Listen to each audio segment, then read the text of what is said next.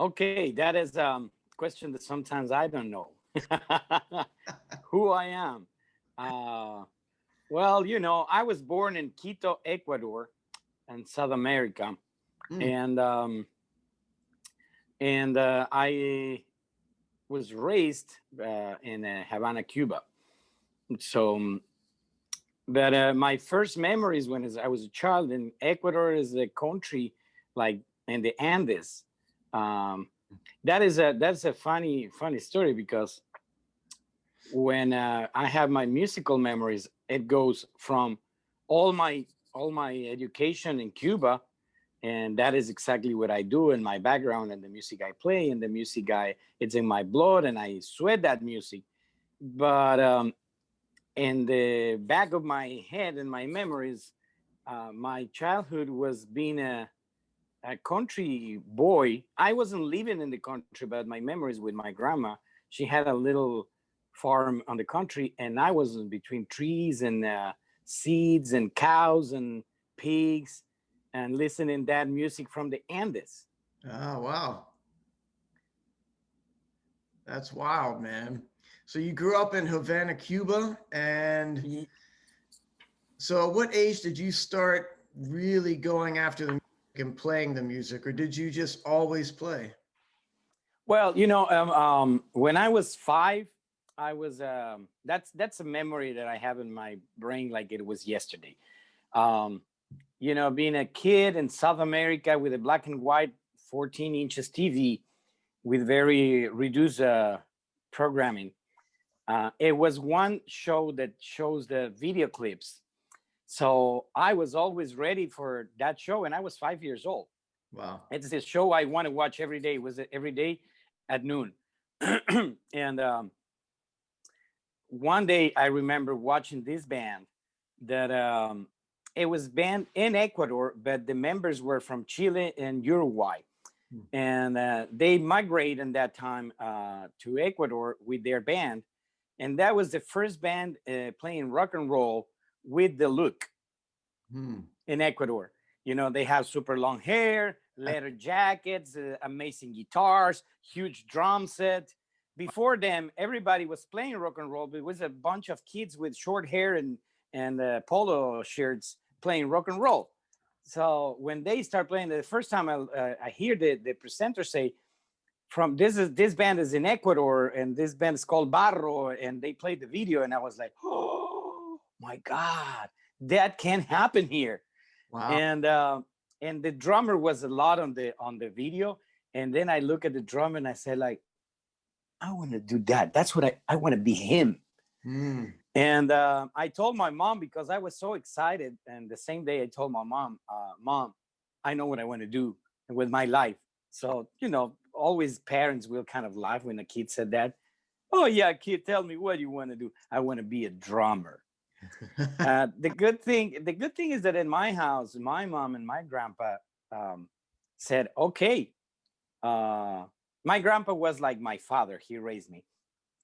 So they said, "Okay, uh, we're gonna go tomorrow to the conservatory to sign you in because if you want to learn, you got to learn it the proper way." Wow. So that's how this started on the watching a rock and roll band. Now those musicians are really good friends of mine. One of them lives in Virginia and another one in Colorado. So it's that they are good friends. I don't know how they do. They look just the same. That's incredible, man. Yeah. Wow. That is awesome, man. So then how did you make the move up to America and find yourself in Charleston, South Carolina? Well, then I moved to Cuba. The conservatory wasn't that friendly to me in Ecuador. Um, I want to play drums, and I had a Russian classical piano player teacher Mm. on charge of me, and I guess, and I think that I'm right about this. She had an ex-boyfriend or ex-husband. It was a percussionist, so she hate percussionists. So she was trying to make me get out of that percussion field no matter what. I was for 1 year on the conservatory, and I wasn't allowed to even watch the percussionist 1 second. So then I quit and I went to another conservatory, a private one, and it was kind of the same. And then my grandpa he was one of the most classical music fan in the world. You know, my memories from my childhood was coming back home from school, and he was coming back from his school. He was a teacher, and he turned up the volume with it was in a radio station in Ecuador that plays classical music the whole day. Wow. So he used to turn up that show at noon to have lunch with the family. It was around 1 p.m., something like that. And we had lunch on the family table, listening the greatest classical artists every single day. So in some point with that confusion that I had, you know, like the conservatory was pretty bad on me. I had a guitar pretty bad one. It looks like that was the distance between the strings and the bridge, but I was trying to play that, and I got confused, you know. And in my house was a violin, like child's violin, going around. That was my uncle's violin, because my uncle and my mom, they grew up in China. Oh. My grandpa was teaching there. So, and they have that violin. And one day I thought, like, you know, I want to study music seriously.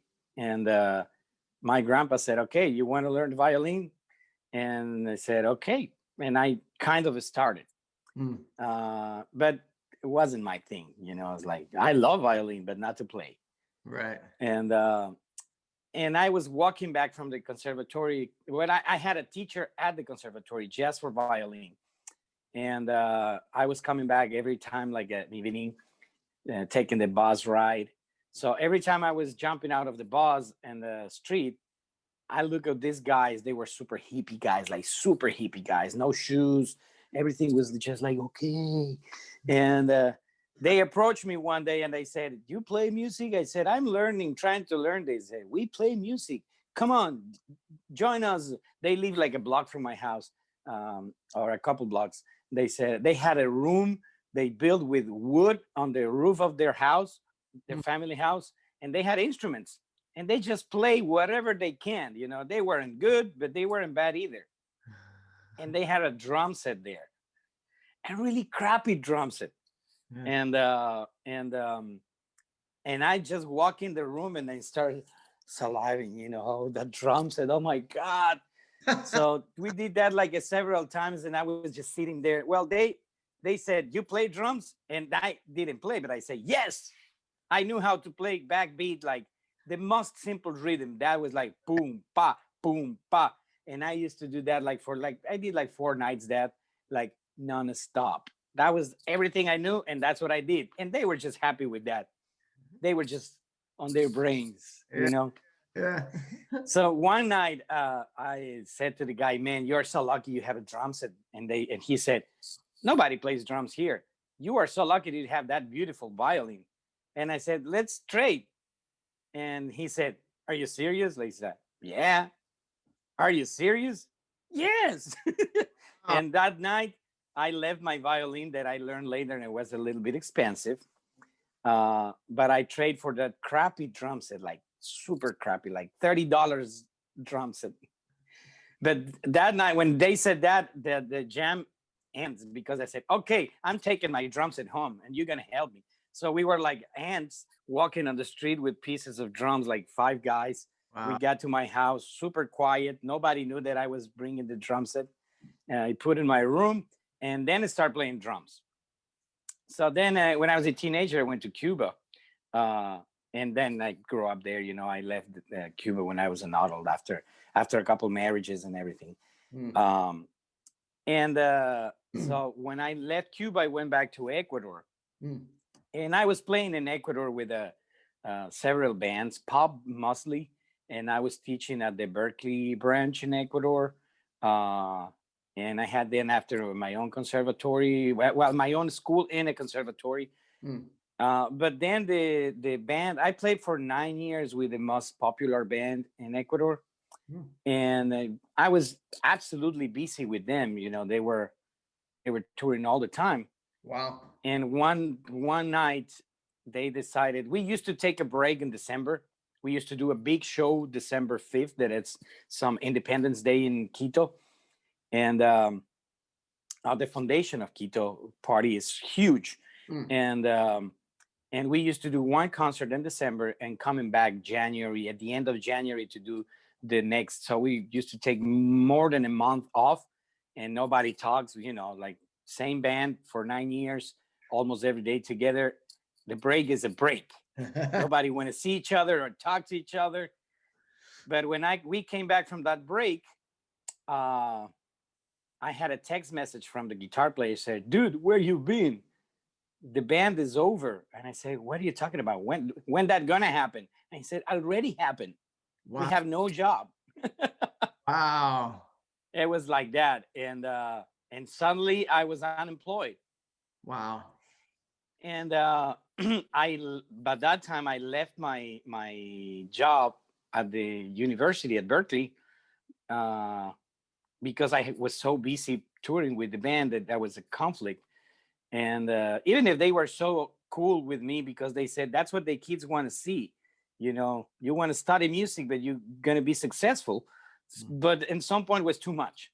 So I quit the job, and because the band and the other bands that I play with, the super famous people there, I had to send subs so much that they hire my students.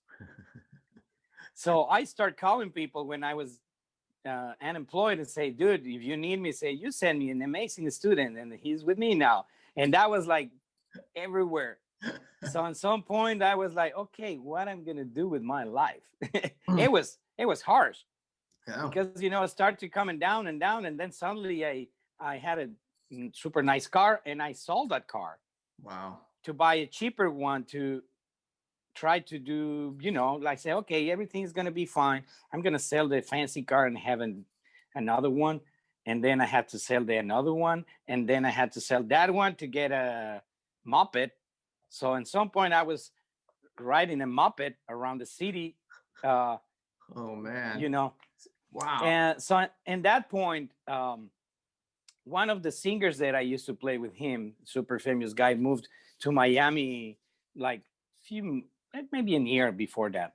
And he sent me an email one day, say, "Dude, I hear that you are struggling right now.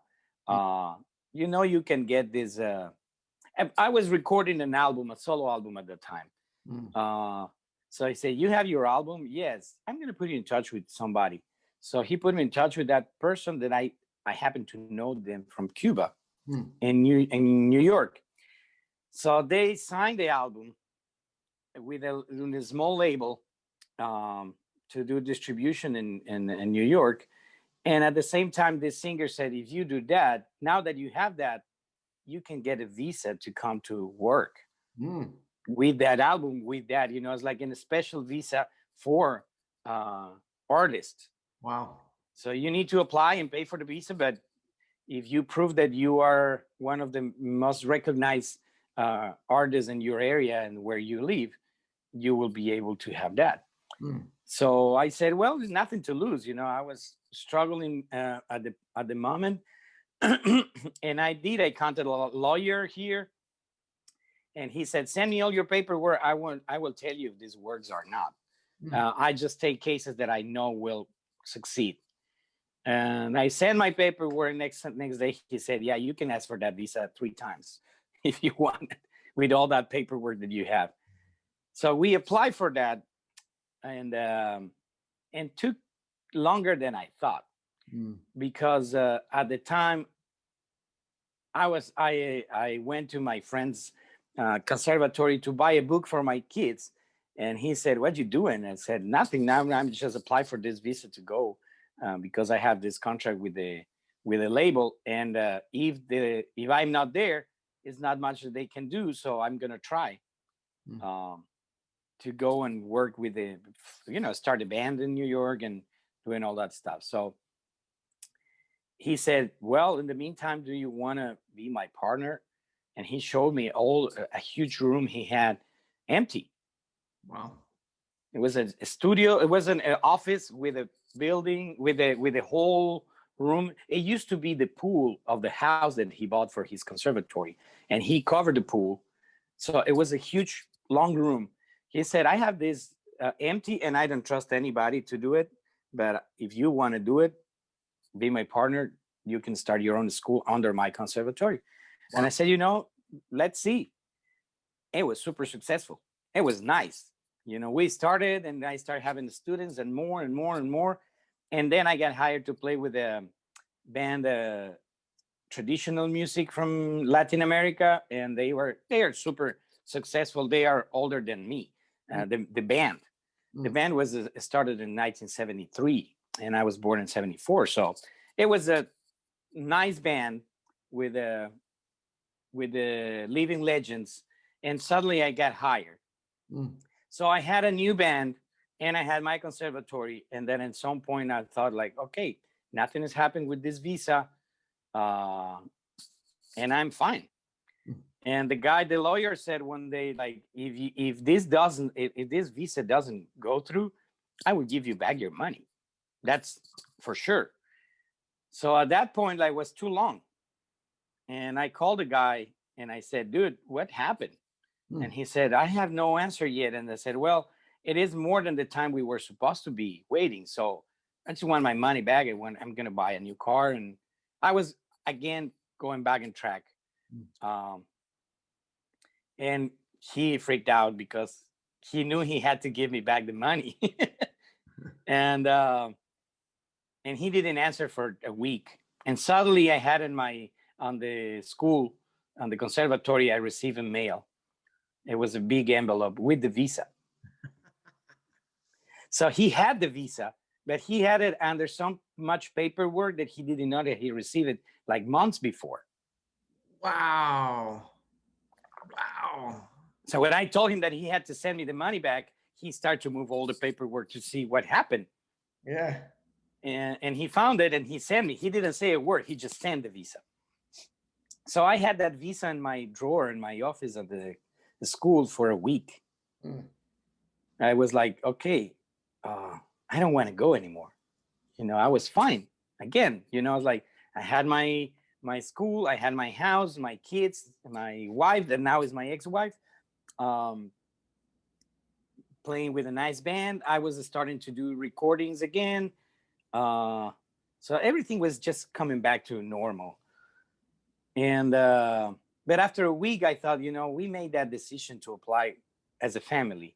So I need to, come clean with that. So I brought the envelope, and I went to my wife and say, hey, this came on the mail. And she said, oh, wow, it happens. And I say, yeah, what are we going to do? And she looked at me like, what are we going to do? Start packing now. And I thought it was a really good decision. It was the best decision we made. So 2009, we just packed everything, sold everything from the house, and we brought 8 huge bags with a dog, and we moved to New York. Wow. Yeah, that was the move. So we got when we knew that we had that, I got in touch with the guy from the record label, and I told, okay, we are moving to the US. So he started moving, and so I had a little tour prepared. As soon as we were coming back, he managed to have I think it was like 8 concerts or something like that. I'm not sure how many were, but something like that. So that was enough to start. Wow. And it was a good shows, and it was nice little tour promoting the album. So we moved to New York in I think it was January. No, it was June. And let's say we moved in one Sunday, and the next Monday I had the first rehearsal. Wow. With the band from New York. Yeah. And that was crazy because it was just myself.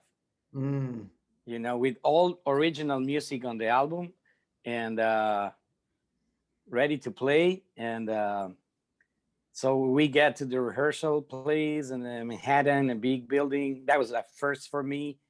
Wow. So I just walking in the building and like, what the heck? How are we gonna rehearse? This is a building.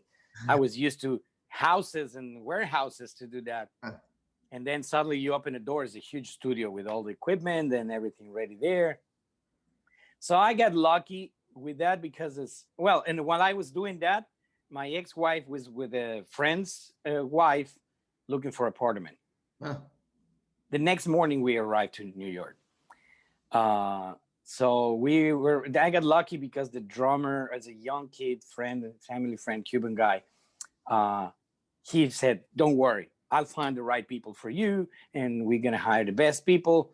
And suddenly I had in my band all stars from New York, Latin jazz world playing, and they just made it so easy, you know. It's like, okay, let's do it. 3, 4, that was it. Wow. We had one rehearsal, and we had another one set, and it was a paid rehearsal, so everybody said, okay, let's do it next morning. But that was super easy, and then we played, and I found an apartment that afternoon. After the rehearsal, I had to be dropped off on the new apartment to sign the paperwork and move in. That was crazy. And that is absolutely amazing. And then how long did you live in New York? Mostly 1 year. Just 1 year. Yeah. And it's not because I didn't want to stay, because I loved it. I was doing just fine. With all that lined up, how it worked out was that I made the right connections, and I had good friends that live there from long, and they are successful. So they just put me in touch with this guy who is another guy, who's another guy. So I was gigging. I had gigs that can take you forever to get if you don't have the right connection, you know? So, but I had it. And so I was, you know, working out. But suddenly I got hired to come to Charleston to do a recording. That's a book story. That it could be a movie made from that story. Once I was in Ecuador, this guy, one of my students called me once and I say, man, I have this tour with another pop band that was very successful. I have this tour playing drums with this band, but I have this gig that is 3 nights a week in a club playing salsa with this guy, one guy. And I know if I call somebody else to sub that gig out, when I come back, I won't have the gig. Right. So he said, it's the opportunity for me to have this tour. It's a 1 month tour with this band. It's amazing for me. But after that, I won't be able to stay in the band because the drummer on that band is one of the brothers. Yeah. They still playing today. They have a virtual show tonight. Oh, wow. Yeah, so they still playing, but he had a business and he had to go on a business trip that month, so he couldn't do the tour. So he said, as one tour, and I know, and I will come back and I won't have my gig. But I know you don't need that gig. So I'm asking you as a favor to take those 3 nights. And he said, I'm going to pay you more than what they pay. You don't even need to talk to them. He was making good money with the tour, so he decided to put something on top of the regular gig. He said, you don't even have to talk to the guys about money. Every weekend, I will send you the money. Don't worry. And I said, you know what? Okay, let's do it. I had a time to do it. That was one of the months that I was in. We were in the break with the pop band. So it was just fine. I said, okay, let's do it. So I did it, and I played with this guy that was like a terrible guitar player, terrible singer, but people follow him, you know. He yelled so much on the stage that people got excited. Wow. That's my how I think that he worked that out. You know, I was like, he was on the stage, his guitar always was a little bit out of tune. His voice was in the guitar, but every several measures, he's like, "Hey, everybody, what? And people, you get scared or you get excited. But if you're in a party in a bar, you're gonna get excited. So it worked out for him. So I was coming to the gig, playing, and going like immediately. I barely spoke with the guy. One of my good friends was a bass player there, so we spoke, and then we go out on the breaks, and that was it. So when I moved to the U.S., the local CNN in Ecuador did a little video asking me why I was leaving, and so I was like, we are losing this guy. I had all my students were having my gigs. You're not losing anybody. So it was kind of like, that memories of this guy that is leaving the country. But I didn't know that was airing worldwide, that show. Wow. So I was already in New York when they played the show. I didn't know that the show was out. So this guy, the singer from the bar in Ecuador, was living in Charleston. So I had I received a friend request from this guy, and I was like, who are you? Oh, this is the guy who used to play there. And I just accepted Facebook. Social media is not real world. So right. Yeah, it was. Now it's the real world there. So the guy sent me a friend request, and I said, hey, how you doing? I'm living in Charleston. And to be honest, I was like, where? Say, Charleston, South Carolina. I said, I still don't know what you're talking about.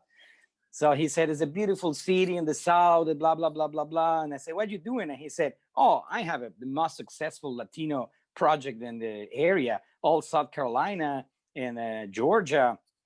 But now I'm taking a sabbatic because my daughter was born, and I decided to take a sabbatic. So, but I'm ready to come back, and I want to do a record. And I watched that show, and I know that you do recordings. So he watched the show, and you do your recordings on you can do it on site, because I was doing that all the time to solve the problem of lack of a studio. So I learned. Yeah. And he said, I want you to come here. After several conversations, he said, I want you to come down here to Charleston and start. Your microphone is moving, Mark. She's got to make an appearance. Of course. It's a cat. So the guy said, I want you to come down here and stay a month in my house and do a record. As a producer and engineer, kind of.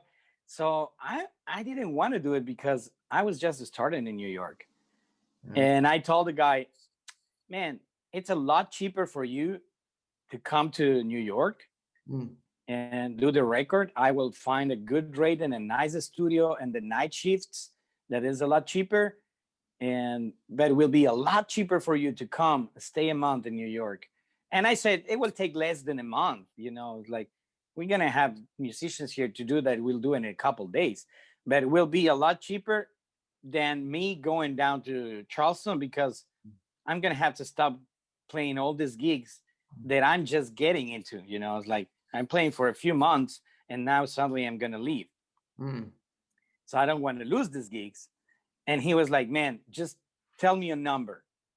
And I was, man, that will be too much money that I ask you. That it's not worth it. Maybe I can find somebody to do that for that money that is not working much here and want to go there. Tell me a number. So I shoot him a number that it will be crazy. Even if I was a superstar, will be crazy. And I am not. But even if I was a star, it will be crazy. And I said, man, this is the number. If you deposit this money in my account, that is this number, then we'll talk again.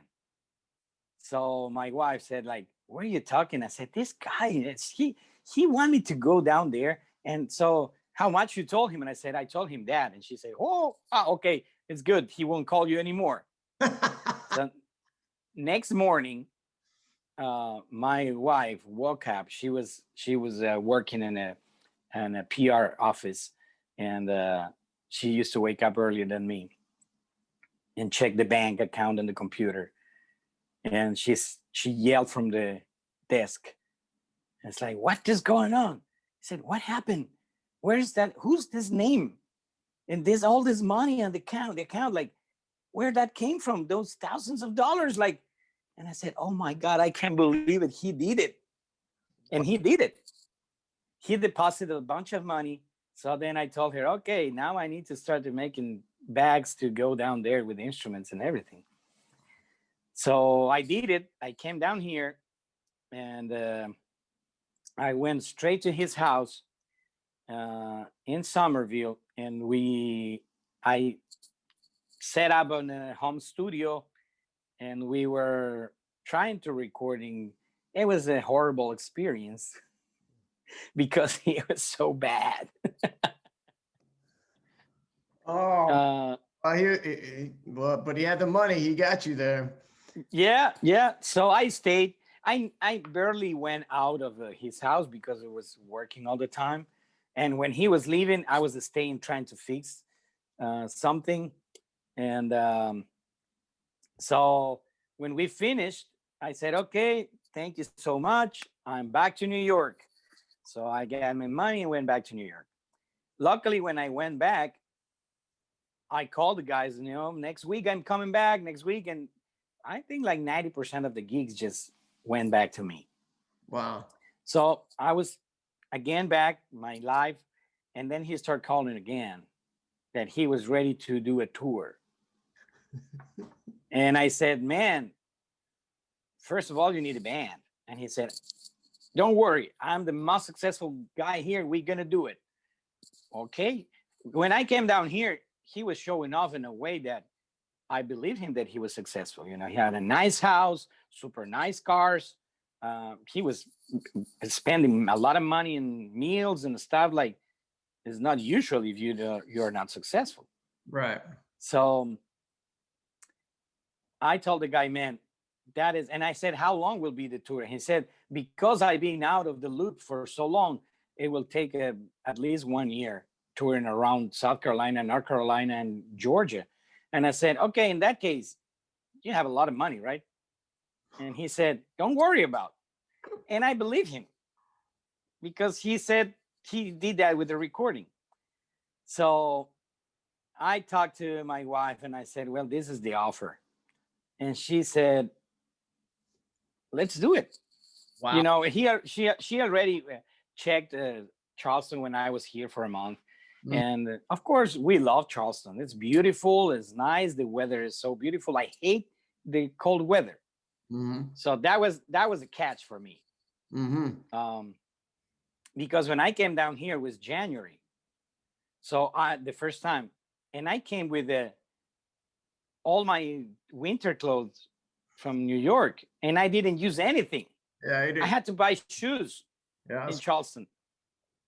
I had to put on a bag my New York boots because I was cooking my feet. That was how bad it is, the difference. So we made a decision. Yeah, it's a nice place to have the kids, because our kids are young and they were super young at the time. And they didn't like it up there either. They were like so sad coming from a super green city within a school with a super big yards and everything to a tiny building that my daughter said all the time, I felt like I was in jail when I was there. Wow. Yeah. Yeah. I hear you. So that was and he offered a lot of money for the tour. So we said, you know what? Let's do it. So we packed everything in New York in a truck and we drove down here. So that was around 2011? 10. 2010 you came on down. Mm-hmm. We're thankful that guy got you down to South Carolina because you have definitely been enhancing and enriching the scene around here big time, man. Your music is incredible. We love your playing. Your musicianship is world class, truly, and always an inspiration. Always keeps me in the practice room, that's for sure. Thank you so much. I do appreciate so much, even if it wasn't a scam, because he wasn't a musician. He was a carpenter. Oh. And when I came down here, the tour was a lie. Nobody knows him. Not even his mom went to his first show. but you know, like I believe that we all have a place, and he was just the tool to bring me down here, because I feel like I belong to Charleston. You know, it's like I love here, and people, it's being so warm and receptive and respectful about what I do, Yep. and listening and supportive, that, you know, doesn't matter. And it's good. My daughter is now in coastal Carolina, and my son is about to go to college next year, Mm. and they are good people, and I'm pretty sure a big part of that is because they grow up here. Wow, that's fantastic, man. So I've got Cleve Guyton that just joined us. He's a incredible saxophonist from New York. He's played with everyone from Count Basie to, I mean, you name it. He's been on the bandstand with them. Now, Cleve's a longtime New Yorker. Gino, did you ever have y'all ever run into each other? Gino Castillo and Cleve? No. Okay, well. No, I never had the pleasure, but it's great to hear about his life and his experiences down here in South Carolina. Yeah, so Gino Castillo is a phenomenal Cuban musician. He plays percussion, he sings, he arranges, composes. He runs a couple of different projects, and I've been fortunate to be a gringo amongst his band, doing my best to play that horn. So Gino, real quick before we jump over to Cleve and talk about his performance with the South Carolina Jazz Festival, we're very thankful to you. You know, we've got a full virtual lineup, and I really wanted you represented, and I'm so thankful that you have a collection of various videos that you're being so gracious to donate to the virtual South Carolina Jazz Festival, so we can see your music and hear your music and see what all Gino Castillo is about, and about the Cuban tradition. So if you could just, like, real briefly tell us about these videos and what's going to be presented at the South Carolina Jazz Festival. Well, first of all, I'm so grateful to be part of, and to be presenting the music there. But what I sent you is the full album we did recorded live with a trumpet player from Cuba, which is one of the most important Cuban trumpet players, and that's what makes me even happier, because it's this is Legacy Day play with, and we're gonna have one of the Cuban legacy trumpet players performing with my band. So Julito Padron, it's like the top of the top in the Cuban trumpet playing, and he's one of my best friends. So he came down here. We did a little tour with the Jazz Cuban Cowboys, and we did that recording at the end of that tour 2 years ago. And so we did in my studio a full album with some originals, some arrangements from jazz standards, and we have the whole band plus Julito there playing some Cuban jazz just for you. That's amazing for me. But what produced more happiness for me is that we are able to bring Julito to this party.